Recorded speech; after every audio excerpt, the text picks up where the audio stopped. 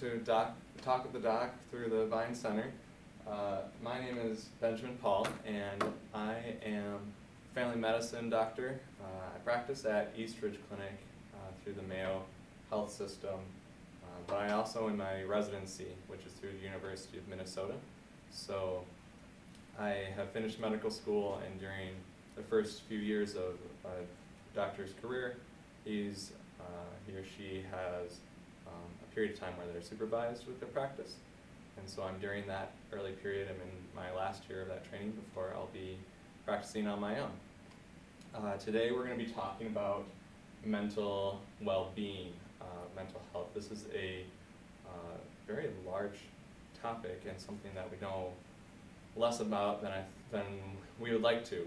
But it's really, we're going to talk a lot about our habits that we form and ways that our perception, our actions affect how our mental health works. So I want to start by saying thank you for being adaptable and for doing this as a recorded message rather than coming here with the live presentation.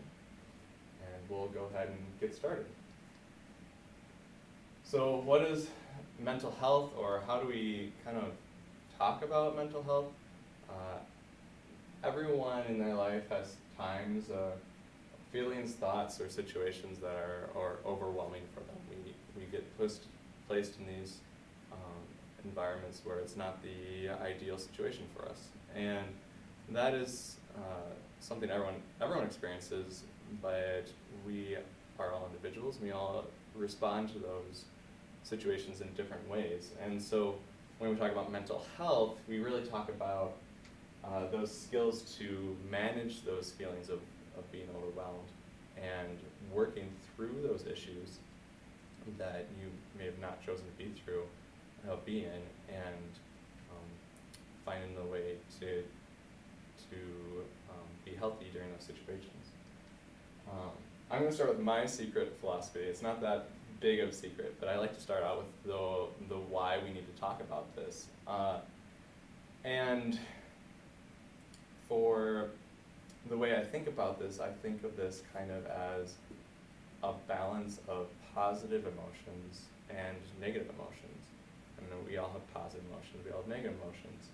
And our health is determined on external factors and internal factors. And external factors are things that are in the world that either happen to us or things that we aren't able to control. So things like having your birthday, or having to go to the grocery store and not getting the parking spot you wanted, or different things that the world brings to us. And so that's really things that we need to adapt to. So there's people who have a lot of positive external factors. Someone who has a lot of good things going for them. They, make plenty of money, don't need to worry about money. They have good health, and then you can have someone who has a lot of negative things for them, but you can see people who have still positive or good mental health despite these external factors that happen. And that comes to the real secret part of it, is the internal factors, and that's how we perceive these situations. We use terms like resilience, our ability to adapt to a situation, our ability to roll through these negative situations that happen. We talk about your gratitude, how thankful you are for the situations you are in. And so these are the nuances that I think a lot of people forget about, or that we try to ignore, and that is how we get into these negative spirals of health.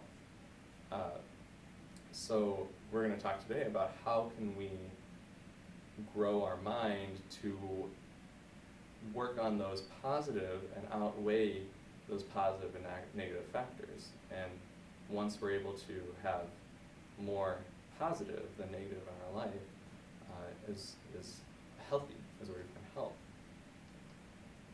So These kind of falls into several different categories, and we're going to talk about each of these individually.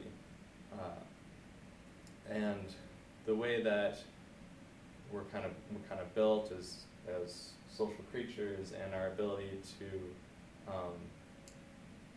be in those situations that we can't control is a big thing. So first thing is relationships, and so relationships are very important to us, and they have a big impact on how we're feeling about things. And even you'll notice something bad will happen to someone that you care about, and you as well will feel those bad feelings, and it will affect your health as it does for that other person. And we really connect with the people in a profound way. And so having those relationships with people and continuing to build those relationships, even as we grow older or as we grow distant from other people, is very important. I think especially now is a time when we're not able to meet with people as we would like, but still keeping those people in our lives in a different way is even more important. There was a study I heard or read that talked about writing letters of gratitude towards people. And so it's an exercise where you write down what you like about someone. It can be anyone in your life. It can be your spouse, it can be your pastor, it can be your cousin or your grandchild or whoever. And they they recorded the happiness that the person had who was writing the letter. And you have a boost of that happiness when you're writing it.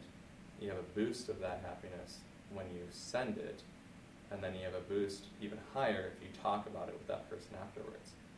And it's pretty fascinating how it's such a simple thing to do, and it doesn't have to be a long thing, but it's such a barrier for us to just sit and do something of gratitude. So now we talk about writing those letters or having those phone calls with people to stay connected. Healthy lifestyle. We talk about exercising and eating a healthy diet, and so how can these things affect our mental health? You know, these are physical actions, moving our bodies and feeding our bodies, and there's a great connection between physical health and mental health, and so you'll have people talking about inflammation in the body and how that can affect the way we feel, how we feel kind of dragged down when we have a lot of inflammation. You have people who have mental health disorders, so anxiety or depression, and we see that when people feel very anxious, they have physical reactions to it. Our heart starts to beat fast, or we can't breathe as well, or we start having more pain than we usually do. And so there's definitely a connection between the mental health and the physical health. And so doing the exercising and the eating healthy diet helps our brain to work at the level where it's supposed to be. And then addictive substances, such as smoking cigarettes or other illegal drugs, they block those pathways in our brain that allows it to work in the way that it's meant to. So we talk about dopamine a lot with that, and how that's our one of the chemicals that gives us pleasure in our brain, and it disrupts that process. Self-rewards, I find this a very interesting topic, especially in the Midwest, because we're not very good at it. We tend to ignore the good aspects of ourselves. We are very good at recognizing it in other people, but it's important to still have good rewards for yourself. I have a 14-month-old daughter at home, and so we are very purposeful in giving her rewards when she does good behavior. And so she's trying to walk, and then when she started walking, we'd give her a hug and say how happy we were, and we'd clap, and she'd clap back. And we give her these rewards to keep her going. And I don't think that's something that has to stop when we're not a child anymore. When we're an adult, we can still give ourselves those self-rewards to say, yeah, I did a really good job when I was at work and I finished my project, or I was doing a really good job when I cooked this meal today. It tasted really good. And so having those abilities to tell yourself, like, yes, I do have strengths, is really important. And that'll be different for every person. We all have our own different strengths.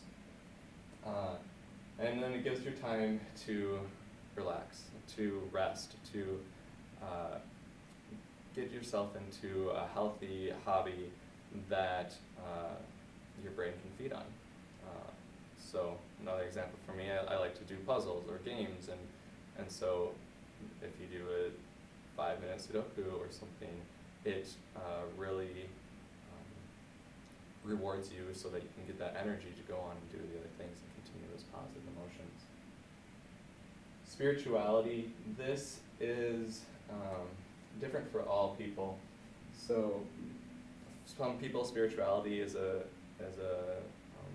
very institutional religion, and that's great. That's how it is personally for me. I love going to church, and that feeds me. But the idea of spirituality is understanding that this world is more than just you. It's a complex world, and there's nature that is to be admired, and there's other people who are having their strengths and going through their world, and so it's of understanding or recognizing that there's more out there than just my life. And so meditation is a good way that a lot of people do that as well. So I wish I knew more about spirituality. I think we're still trying to figure out how that has a role, but it's very important. Productivity, we say this a lot, that people fall into a place of low productivity after they retire from their career. We spend our whole lives building up this career, and then we retire, and then we don't feel like we have a purpose in life. And that's very difficult for people. And so keeping that purpose in life, that's what gets us up in the morning out of bed, and that's what keeps us motivated to improve ourselves or to to participate in the community. And so this idea of you should have a goal and be continuing working towards that. That gives our mind the purpose that keeps us focused on something, rather than if we were closed off and alone and doing mindless tasks, then we get into these repetitive negative cycles of thought. So productivity, staying involved, working either at home, working on projects or selling your woodwork or those kind of things is very important to keep that purpose in your life. Adherence to a treatment plan, we all kind of focus on medications, and I use medications when I have to in order to assist people to live the life that they want to live, to give them the tools so that they can do the activities that they want to do, and medications are very important. But treatment plan also talks about other things like the diet and exercise we talked about earlier, the smoking plans, and then now we talk about hand washing and how important that is to prevent the spread of infections and these other ways of being healthy. And adhering to those things lays down the foundation for us to be the best people that we can be. So we're going to watch a video here. So this website is from the Mayo Clinic, and they have a lot of good information here. This specific page is on resilience, but I found this video very helpful. a very happy brain. Friends, this is the story of how Broody, a very unhappy brain, became very happy. You see, Broody struggled with fear and self-doubt. He felt unsafe and unworthy. He didn't know what to do. Then Broody's friend suggested an idea. Together, they went to school to learn about the brain and about themselves. Come, let's find out what they learned. A short course in happiness. Your brain has trillions of junctions that magic millions of its functions. Let's learn about 3 traits of the brain that in overdrive can get you drained. First trait, your brain feels others' pain as its own. Your brain hurts just the same, in personal or beloved's pain. The same neurons fire when you are in despair, and when someone else is hurting about whom you care. Second trait, for your brain, imaginary is real. Your brain lights up the same nerve bundles for events real or imagined stumbles. If you dream of a spider on your shin, it might cause the same dread as the real thing. Third trait, the brain can't tell physical pain from emotional hurts. The pain of a mean scorn stings the same as agony of a hurtful thorn. Broken bone and broken heart both cause the same smart. Millennia ago, the spiritual minds described in their devotions, hymns, and rhymes the same truths that the scientists of today write in theses, books, journals, and essays. What do they all say? To find inner contentment and plenitude, snug yourself in the comfort of gratitude. Your greatest joys come from passions that are lush with true and deep compassion. Once you're lost in healing others and start seeing strangers as brothers, your brain will become the happiest of all, be it summer, spring, winter, or fall. When you pray for others, share their feeling. In touching their lives, you will find healing. Help others feel safe and cherished. The joys in your brain will surely flourish. If you agree, then don't wait. Don't miss the feast, nor leave it to fate. Start with the one a breath away. In this moment, now, today. Start with the one a breath away. In this moment, now, today. Broody the brain came back from school with 2 important concepts. First, seeing others in pain, physical or emotional, fires his own pain network. And second, his imaginary fears cause him real damage. The school also taught him solutions to these neural predispositions through cultivating deeper gratitude and compassion. The daily practice of gratitude and compassion made Broody happier and stronger than ever. He defeated fear and self-doubt, and then felt safe and worthy. The brains that feel safe and worthy become happy. Happy brains, when they get busy in meaningful, creative, and altruistic activities, become very happy. Here is the secret to a happier life.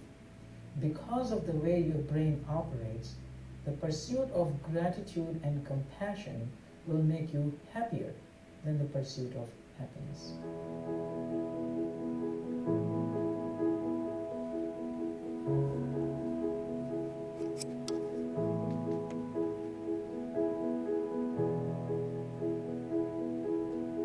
Thank you for your attention.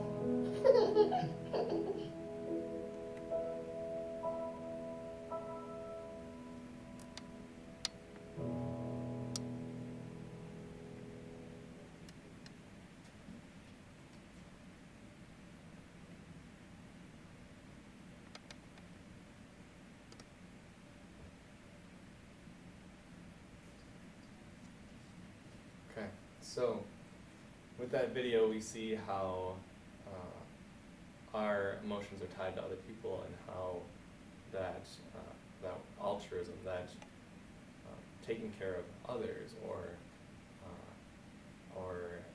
giving actions that are helpful for other people help us in return. And so that is just as important as this internal feed for ourselves.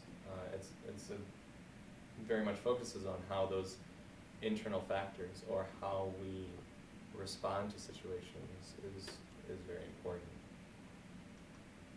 So this first half of the presentation, we focus a lot on kind of philosophy, the groundwork of how to do these things, and that's easy to say. You could be doctor, it sounds so good, but well, how does this actually impact my life, or what can I do about it? And so we're going to do an exercise today.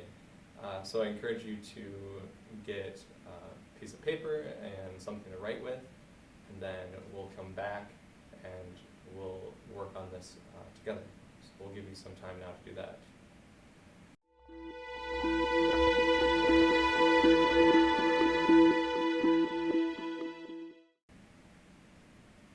So we're going to go through some goals, and the way that we work on these, since it's such an internal thing we're working on, it's very individualized of the best way to go about this. And so I find that that's why this is somewhat of a struggle for many people, because you can't go to the doctor and get a pill that will fix everything for you, because it's not individualized for you. So we're going to talk about making individual goals. How can we look at these categories and fit these goals to positively affect our lives? So the first one we're going to go through is being able to attend to tasks for home, school, or work. So again, we'll give you some time to write goals. You can do any category, you can do all the categories. However, you want to work through this to write down goals that may be helpful for you.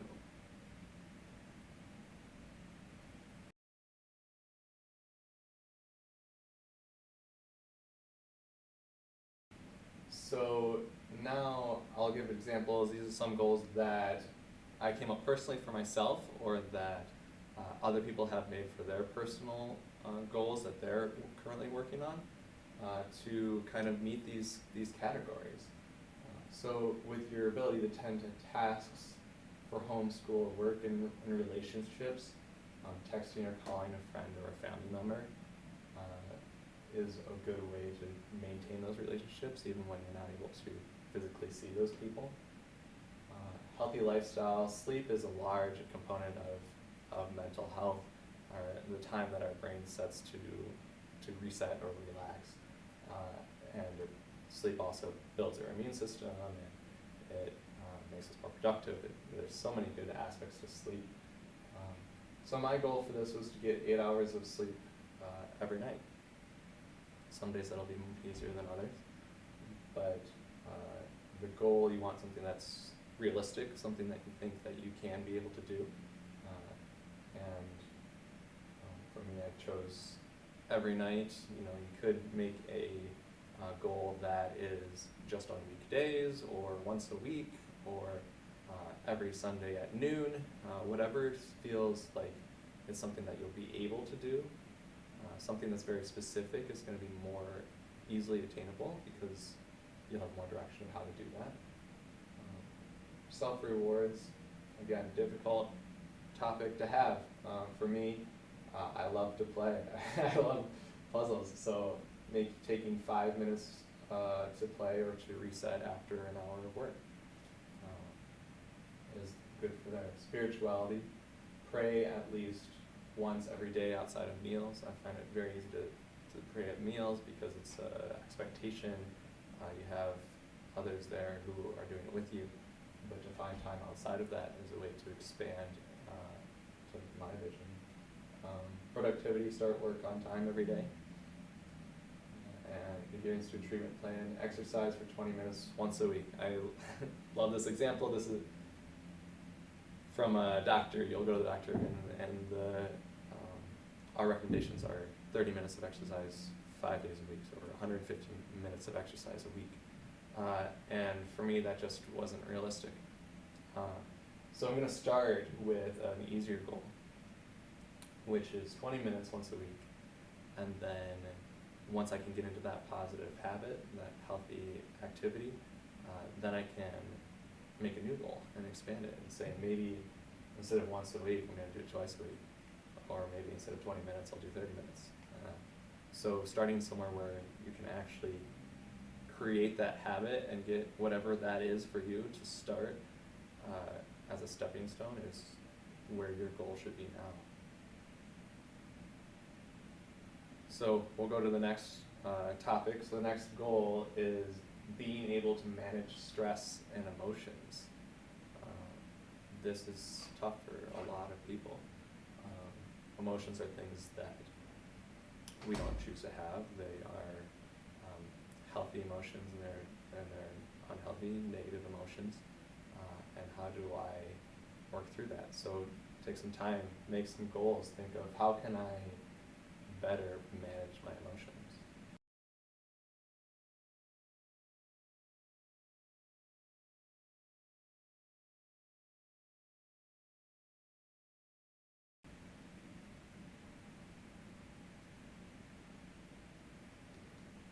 So here are some examples, and they may not align with you, but we'll talk about relationships. Every day, express to a friend or loved one when something is bothering me.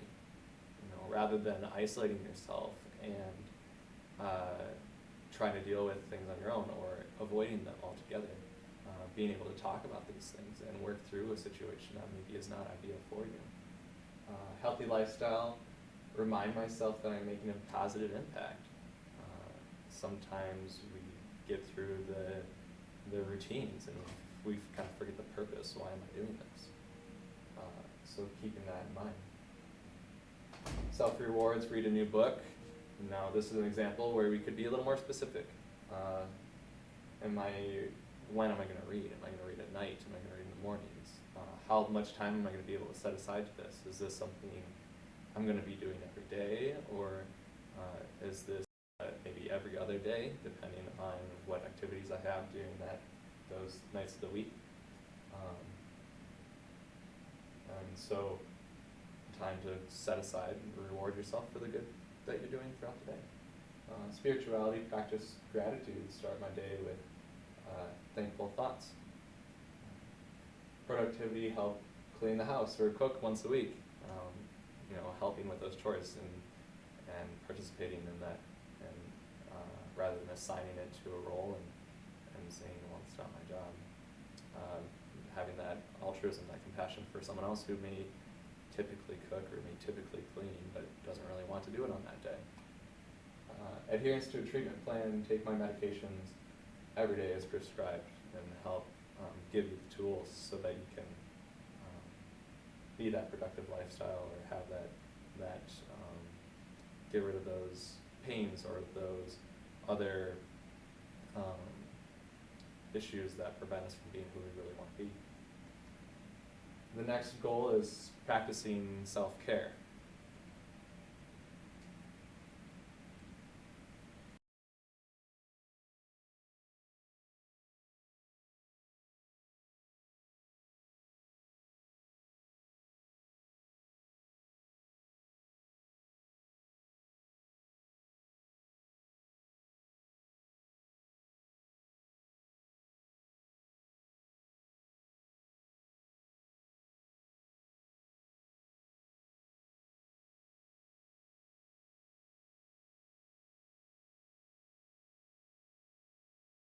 So our examples for self-care, relationships, do a good deed daily. This can be a simple task. This can be opening a door for somebody else. This can be giving a phone call to someone that you haven't talked to in a very long time, or just sending a text saying thinking about you, or you did a really good job on something that you did. Healthy lifestyle, practice good hand hygiene, avoid touching your eyes, nose, and mouth, staying healthy in times when there is high risk, and keeping that strong immune system for yourself. Self-rewards, watch a movie once a week. Maybe you could watch a movie with someone else or on your own, whatever you prefer. Spirituality, 30 minutes of connecting to the world every week. So this is a goal that is probably more meaningful to me than it sounds on paper. Because what does it really mean by connecting to the world, right? And this is a time for me, kind of like a meditation, where a time to sit aside by myself and think about the world outside of myself and what impact I'm making, or how things, realizing the good things that are in the world today. Productivity, finish that unfinished project that you started ages ago. Cleaning the house, I think, is probably a good example, or getting rid of some of those extra clothes, or whatever that project is for you.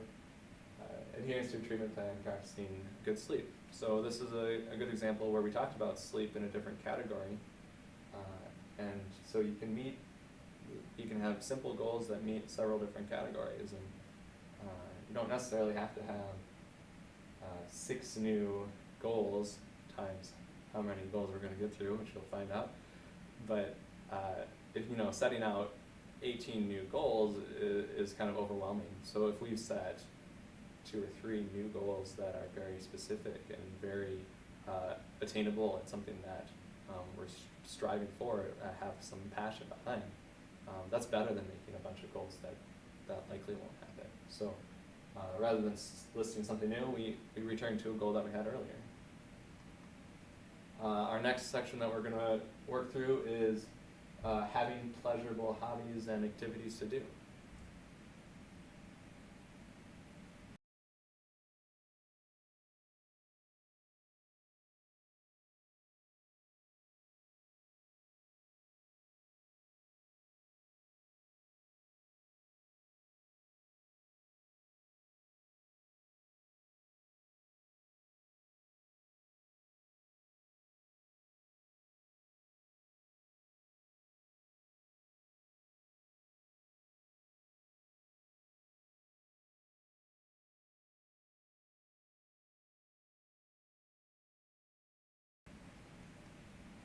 So our examples here that we had, family board game night. Again, we could say, is this something we're going to do once a week, once a month, or how often are we going to be doing that? Healthy lifestyle, cook a new healthy meal once a month. This is getting into that creativity that we talked about in the video, having that novelty to our life and those new things. Self-rewards, a daily mind puzzle, doing those Sudokus or crosswords or whatever feeds your mind. Spirituality, listening to a radio broadcast of a sermon. So this is an example of a church-related activity that is helpful. Productivity, have a fun project to work on at work. And adherence to a treatment plan, make someone laugh today. Again, very simple thing that can be done. Our next goal is believing that you have meaning and purpose in your life. So how can I keep going, or how can I keep finding the passion of something that I want to do?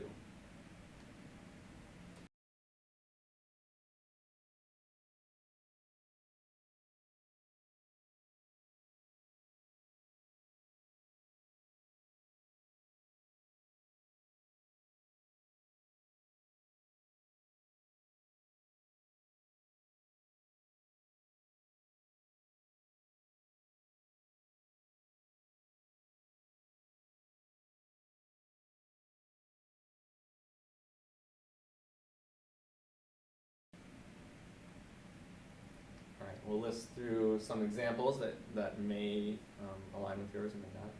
So relationships, accept compliments at face value.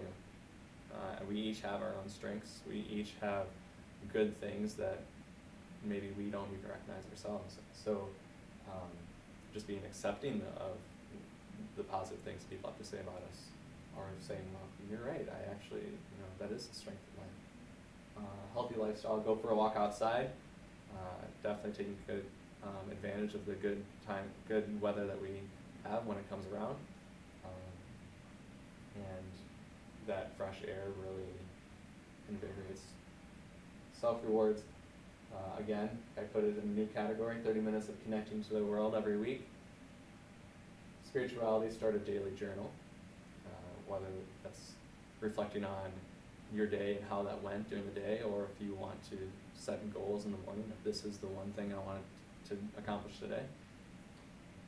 Productivity, do laundry every several days, helping out on those other tasks that maybe you normally don't do. And treatment plan, taking my medicine so I can still function without distractions. And our next goal, recovering and adjusting after facing challenges. So this is that resilience that we were speaking about earlier.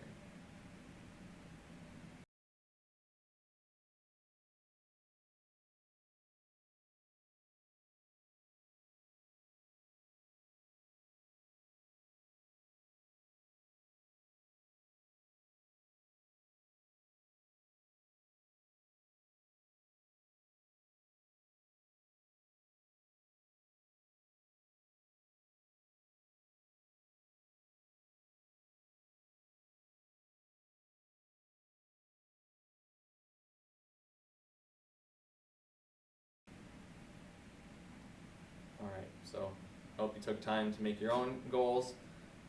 Our goals that we have here, relationship, talk through difficult situations with my spouse. And if you don't have a spouse, that could be your child, or that could be your friend, or whoever is a loved one in your life. Healthy lifestyle, get 8 hours of sleep every night. Can be difficult, but it's very important. Self-rewards, recognize the good ways that I handled the situation. So this is more thinking back on how it happened, and what are the good things that I did in those situations. Maybe I said words that I found very comforting for someone else, or your ability to do that. Spirituality, listen or watch church service. Productivity is for me, play with my child for 10 minutes after a challenge. That gives you energy, it keeps you creative, but it's hard to kind of set aside those 10 minutes sometimes. And so this is somewhere where I'm pushing myself to be that better habits for me. Adherence to a treatment plan, go for a walk every other day. And then if that works out, then it could be every day, or you can make the adjustments to these goals as you like. So I'd like to thank you for your time. I hope you found that this was helpful. I hope that you made some pretty good, solid goals that are good ways to fall into those healthy habits, to work on those internal factors, that internal ability to roll with difficult situations that you might not expect to be in, or that you find challenging. And so working on mental health, it's really about the way that we respond to those things, and that's what you can work on, rather than these situations that happen to you as they do. So I encourage you to keep being compassionate for others. I encourage you to continue reaching out to people, even if you're not able to see them. And then thank you for paying attention for the whole video.